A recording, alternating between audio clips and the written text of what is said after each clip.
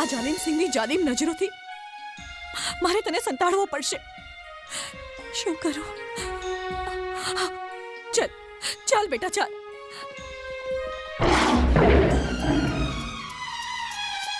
ભાઈ ભાઈ મારા વીરા ક્યાં છે તું? અરે બેન, તમે અહીં બધું પૂછવા માંગતો છે ને? અત્યારે તને એ બધું સમજાવવાનો વખત નથી ભાઈ. એમ સમજી લે વીરા કે તારી બેન પર આપ તૂટી પડ્યું છે. રડ નહીં મારી બહેના, હજી આ તારો ભાઈ જીવે છે. શું થયું છે બોલ? આ તારી બહેનની રાખડીનું ઋણ ચૂકવવાનો સમય હવે આવી ગયો છે વીરા. રાખડીનું ઋણ ચૂકવવા આ તારો ભાઈ પોતાના પ્રાણ આપતા પણ અચકાશો નહીં. ભાઈ, આ મારો દીકરો તારી બહેનની અમાનત છે. એને એવો ફોલાદી બનાવજે કે જો એ પહાડ સાથે પણ ટકરાય ને તો પહાડના ચૂરે ચૂરા થઈ જાય. એ ત્રાડ પાડે ને તો એ જાલિમોના કાળજા કંપી ઉઠે. સમજ્યો? બેન, આની ચિંતા તું હવે ના કર. વીરા, વખત આવે હું આને લેવા આવીશ. અત્યારે તો હું જાઉં છું. સાચવીને રહેજે બેટા. ચાલ ભણા, અંદર ચાલ.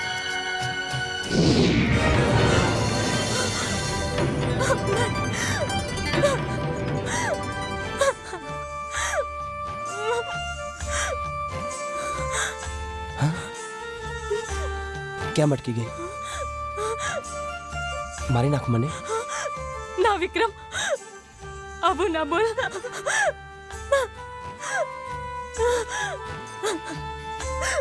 બહુ જાલિમ છે તું. પહેલી જ મુલાકાતમાં તારી ઓળખાણ આપી દીધી હોત તો. હું કેવી રીતે મારી ઓળખાણ આપું? મારે મારી રાધા જોઈતી હતી, એક ઘમંડી અંગ્રેજી મેડમ નહીં. પણ હવે મારી રાધા મને મળી ગઈ છે.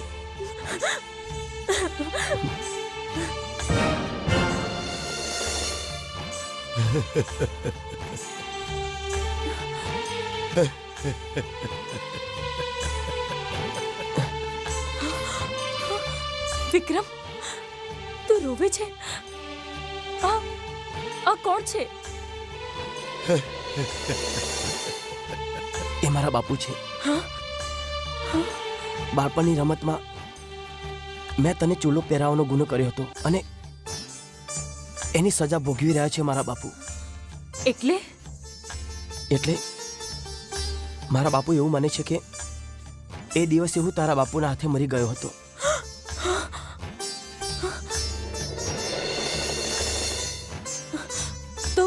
તો વિક્રમ, તારા બાપુની દવા? કેટલાક જખમો એવા છે જેની કોઈ દવા નથી હોતી. બસ એક આશા છે, બાપુ મને તારા હાથમાં ચૂલો પહેરાતા જોઈ જાય તો કદાચ એ સાજા થઈ જાય. ચૂલો પહેરાવવાથી જો તારા બાપુ સાજા થતા હોય તો લે, પહેરાવી દે મારા હાથમાં ચૂલો તારા નામનો.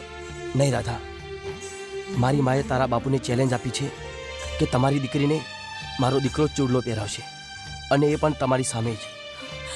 વિક્રમ, તું મારા બાપુને ઓળખતો નથી. એ તારો જીવ લઈ લેશે. તો શું થયું રાધા?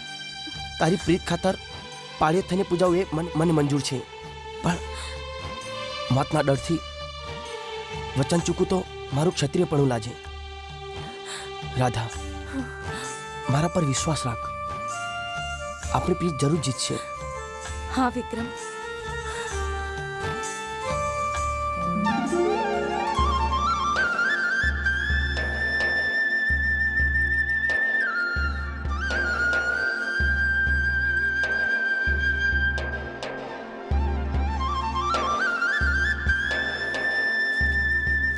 તો મારીને પૂરો કરી દઈશ.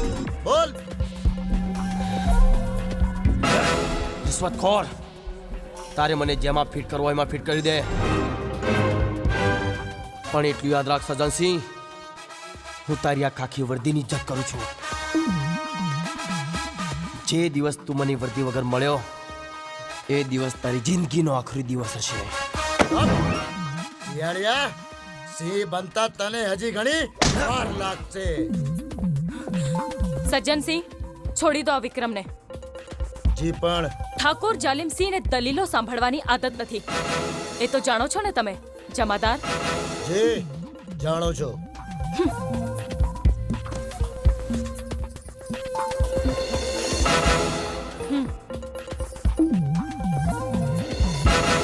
દસ 10,000 છે અને વધારે જોઈતા હોય તો હવેલી આવીને લઈ જજો. ચલ વિક્રમ, હું તને તારા ઘેર મૂકી જાઉં. નહીં, વિક્રમને હું જ લાવ્યો હતો અને મૂકવા પણ હું જ છે. તું તો સમજે છે ને કે હું તો એને મૂકવા નહીં આવું તો કેટલો મોટો પ્રોબ્લેમ થઈ જશે.